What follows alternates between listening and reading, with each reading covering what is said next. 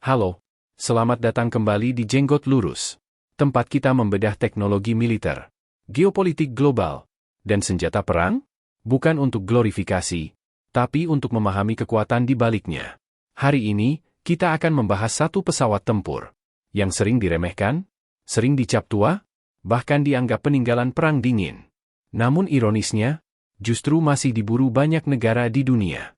Inilah F-16V Viper, Blok 70-72. Di era jet tempur stealth, saat dunia membicarakan F-35, J-20, dan perang udara generasi kelima, kenapa Amerika Serikat masih memproduksi F-16? Kenapa negara-negara NATO, Timur Tengah, bahkan Asia Pasifik, justru memilih jet tempur generasi 4,5 ini? Dan pertanyaan paling penting, apakah F-16V masih relevan di perang modern? Atau, ini hanya nostalgia mahal yang dikemas ulang? Sejarah singkat F-16 sampai F-16V. Untuk memahami F-16V Viper, kita harus kembali ke awal tahun 1970-an. Saat itu, Amerika Serikat menyadari satu hal penting. Tidak semua perang udara dimenangkan oleh pesawat besar, mahal, dan kompleks.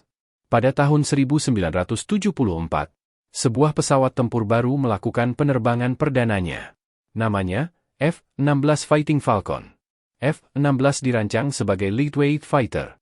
Ringan, lincah, dan relatif murah. Filosofinya sederhana. Memberikan pilot pesawat yang bisa bermanuver ekstrim, cepat bereaksi, dan unggul dalam dogfight. Desainnya revolusioner untuk zamannya.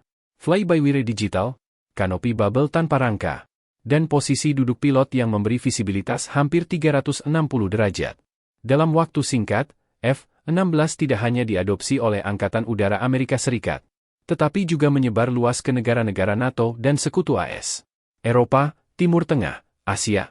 F-16 menjadi simbol standar kekuatan udara barat. Hasilnya luar biasa. Lebih dari 4.600 unit F-16 diproduksi, menjadikannya salah satu pesawat tempur paling sukses dan paling banyak digunakan dalam sejarah dunia. Namun waktu terus berjalan. Ancaman berubah. Radar makin canggih, rudal makin pintar, dan medan perang udara tidak lagi soal manuver semata. Disinilah muncul pertanyaan besar. Apakah F-16 harus pensiun? Atau berevolusi?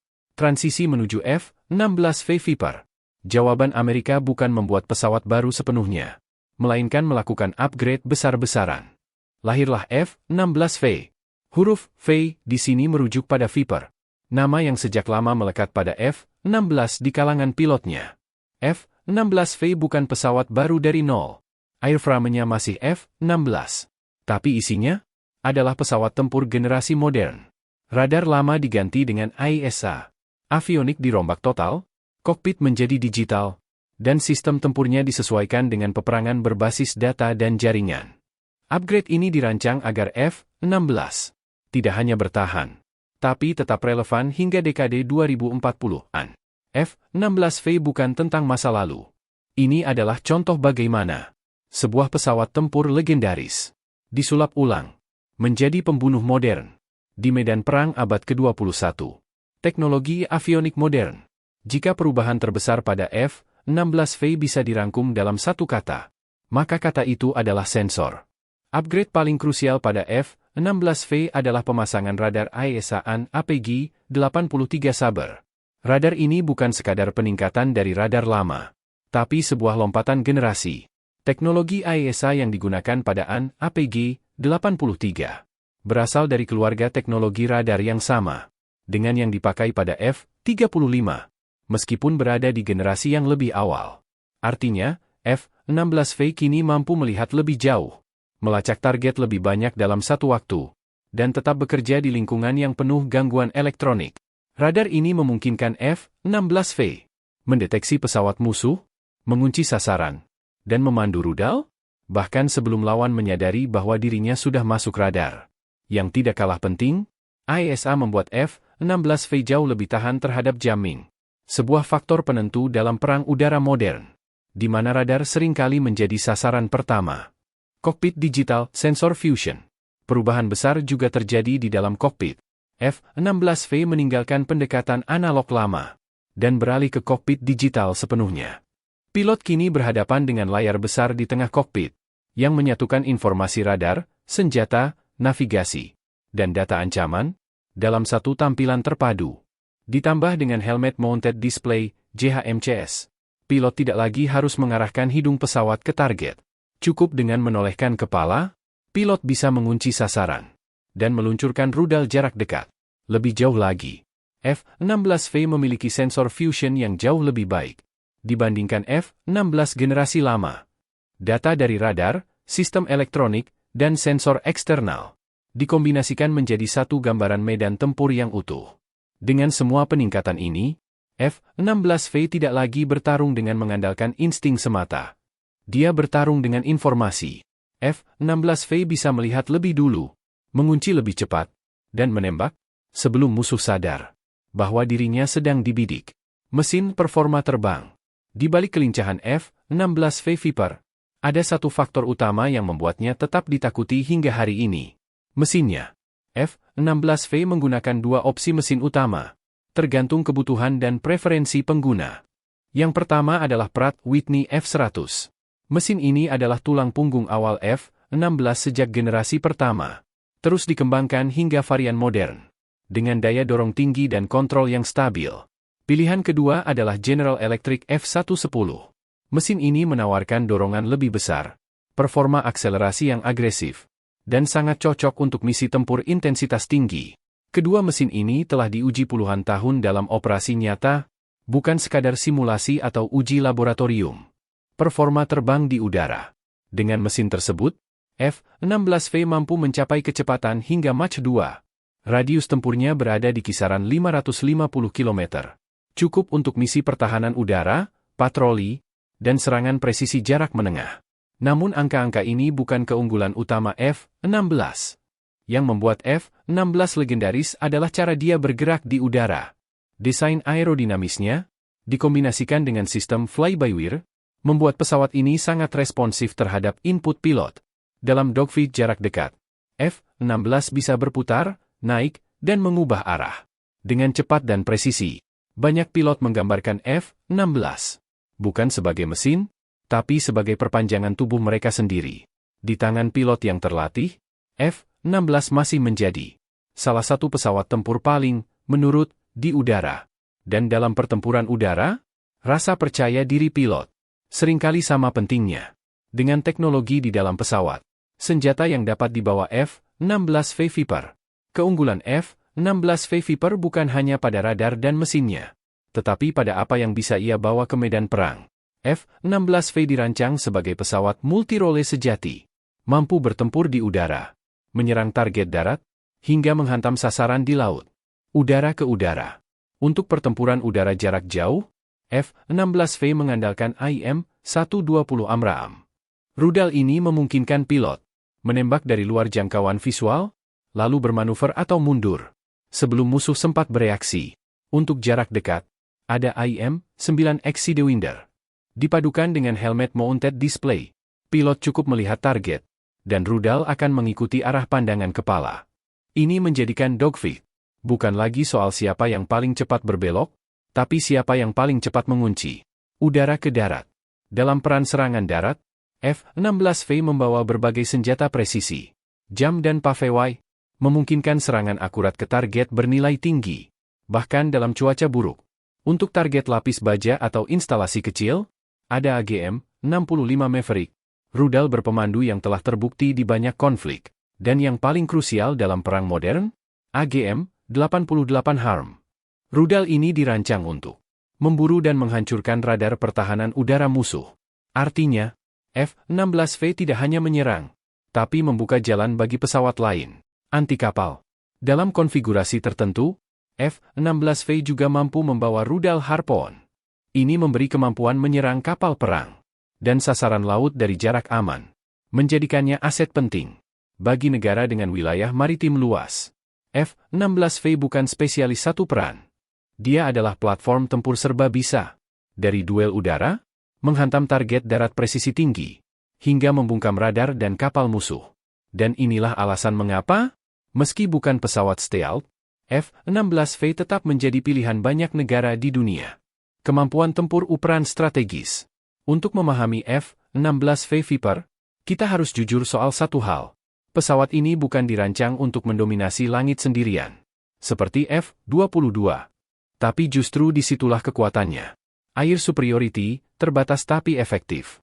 Dalam peran air superiority, F-16V memiliki kemampuan terbatas namun tetap berbahaya. Dengan radar AESA, rudal AMRAAM, dan data link modern, F-16V mampu mengamankan wilayah udara, melawan pesawat generasi lama, dan ancaman regional. Dia mungkin bukan raja langit, tapi dia cukup mematikan untuk membuat lawan berpikir dua kali. Multi-role strike. Peran utama F-16V adalah multi-role strike. Satu hari dia bisa berfungsi sebagai penjaga udara, hari berikutnya sebagai penyerang presisi. Fleksibilitas inilah yang membuat F-16V sangat efisien untuk negara dengan anggaran terbatas, tapi kebutuhan keamanan yang luas. Syed Idet, pembuka jalan perang. Dalam skenario perang modern, menghancurkan pertahanan udara musuh seringkali lebih penting daripada menjatuhkan pesawat lawan. Dengan AGM-88 HARM, F-16V mampu menjalankan misi Syed dan Det. Artinya, dia adalah pesawat yang masuk lebih dulu, mengorbankan diri dari ancaman radar, agar gelombang serangan berikutnya bisa masuk. Peran yang berisiko, tapi sangat menentukan. Konflik regional deterrence. Inilah medan tempur sejati F-16V. Konflik regional, patroli udara rutin, dan deterensi politik. Kehadiran F-16V di sebuah pangkalan udara seringkali sudah cukup untuk mengirim pesan strategis. Kami siap, dan kami mampu. F-16V tidak dibuat untuk melawan F-22. Dia dibuat untuk memenangkan perang nyata. Di dunia nyata, perang yang tidak selalu tentang teknologi tercanggih, tapi tentang kesiapan, kehadiran, dan kemampuan bertempur setiap hari. Kelebihan F-16V Viper. Jika kita lepaskan romantisme jet stealth dan teknologi super mahal, F-16V menawarkan sesuatu yang sering dilupakan dalam dunia militer. Rasionalitas. Biaya operasional lebih murah dibandingkan jet generasi kelima. Biaya terbang dan perawatan F-16V jauh lebih rendah. Ini berarti satu hal penting. Pesawatnya benar-benar bisa diterbangkan setiap hari, bukan sekadar dipajang di hanggar. Teknologi modern tanpa kompleksitas berlebihan. Radar AESA, kokpit digital, data link modern. Semua ada, tapi tanpa kompleksitas ekstrim, yang membuat pesawat sulit dirawat, atau bergantung penuh pada negara produsen. Mudah dirawat teruji waktu. F-16 adalah salah satu jet tempur paling lama dan paling luas dioperasikan di dunia. Artinya, mekaniknya tersedia, prosedurnya matang, dan risiko teknisnya sudah sangat dipahami. Cadang melimpah. Dengan ribuan unit yang masih aktif, suku cadang F-16 tersedia luas di pasar global. Ini mengurangi ketergantungan politik dan memperpanjang umur operasional pesawat. Banyak pilot menyebut F-16 sebagai pesawat yang jujur, responsif, intuitif, dan tidak memaksa pilot beradaptasi berlebihan. Dengan sistem yang rumit, ini menurunkan waktu pelatihan dan meningkatkan efektivitas tempur. Bagi negara yang ingin kekuatan udara kredibel, tanpa menghancurkan anggaran pertahanan, F-16V adalah solusi realistis. Cukup kuat untuk bertempur, cukup fleksibel untuk berbagai misi, dan cukup murah untuk dioperasikan jangka panjang. F-16V bukan jet paling canggih di dunia, tapi justru itu kelebihannya. Ini adalah jet tempur yang masuk akal secara militer dan masuk hitungan secara politik. Kekurangan F-16V Viper. Untuk adil menilai F-16V, kita juga harus membicarakan batasannya. Karena tidak ada pesawat tempur yang sempurna. Bukan pesawat stealth. Kekurangan paling jelas. F-16V bukan pesawat stealth. Radar modern masih bisa mendeteksinya, terutama jika beroperasi di wilayah dengan sistem pertahanan udara canggih. Artinya, F-16V tidak dirancang untuk menembus wilayah musuh sendirian, seperti jet generasi kelima. Rentan di lingkungan A2CED, di wilayah dengan pertahanan udara berlapis, seperti sistem S-300, S-400, atau radar terpadu modern, risiko bagi F-16V meningkat tajam. Tanpa perencanaan matang dan dukungan elektronik, misi bisa berubah dari ofensif menjadi bertahan hidup. Payload lebih kecil dibanding heavy fighter. Sebagai light to medium fighter, Payload F-16V lebih kecil dibanding pesawat berat seperti F-15 atau Su-35. Ini membatasi jumlah senjata yang bisa dibawa. Dalam satu sorti, butuh sistem pendukung. F-16V tidak berdiri sendiri. Dia membutuhkan dukungan Electronic Warfare, AWACS, dan jaringan data modern. Tanpa itu, keunggulan radar dan senjatanya tidak bisa dimaksimalkan. Tanpa sistem pendukung, F-16V bisa menjadi target, bukan pemburu. Sekarang kita bicara soal angka. Dan inilah salah satu alasan utama kenapa F-16V masih laku keras. Harga unit. Harga satu unit F-16V Block 70-72 berada di kisaran 65 hingga 75 juta dolar AS. Angka ini bisa naik tergantung paket senjata, avionik tambahan, pelatihan pilot, dan dukungan logistik. Sebagai perbandingan, F-35 berada di kisaran 80 hingga 100 juta dolar per unit. Dan yang sering dilupakan, biaya operasional F-16V jauh lebih murah. Artinya, negara pembeli tidak hanya membeli pesawat, tapi membeli kemampuan tempur jangka panjang. Di dunia nyata, perang tidak hanya dimenangkan oleh pesawat tercanggih, tapi oleh pesawat yang bisa dibeli, diterbangkan, dan dirawat secara konsisten. Dan disitulah F-16V menemukan relevansinya. Keputusan membeli atau mengupgrade F-16V bukan keputusan teknis semata. Ini adalah keputusan politik dan strategis. Hingga hari ini, F-16V digunakan atau dipesan oleh sejumlah negara kunci. Di Asia Timur, Taiwan memilih F-16V sebagai tulang punggung pertahanan udaranya. Di tengah tekanan kawasan yang meningkat. Di Eropa, Slovakia dan Bulgaria menggunakan F-16V untuk memperkuat integrasi pertahanan NATO. Di Timur Tengah, Bahrain mengandalkan F-16V sebagai pesawat tempur utama yang fleksibel dan siap tempur. Yunani dan Singapura memilih jalur upgrade ke standar F-16V bukan karena mereka tertinggal, tapi karena mereka ingin memperpanjang umur armada tanpa kehilangan keunggulan teknologi. Dan Maroko menggunakan F-16V untuk menjaga keseimbangan kekuatan regional. Banyak negara memilih F-16V bukan karena ketinggalan zaman, melainkan karena ini adalah pilihan rasional. Di dunia yang semakin tidak stabil, F-16V membuktikan satu hal penting. Dalam perang modern, yang paling menentukan bukan hanya stealth, tapi keseimbangan antara biaya, teknologi, dan strategi. Dan mungkin, justru pesawat seperti inilah yang paling sering benar-benar terbang saat perang benar-benar pecah. Sekarang giliran kamu. Menurut kamu, apakah F-16V masih relevan?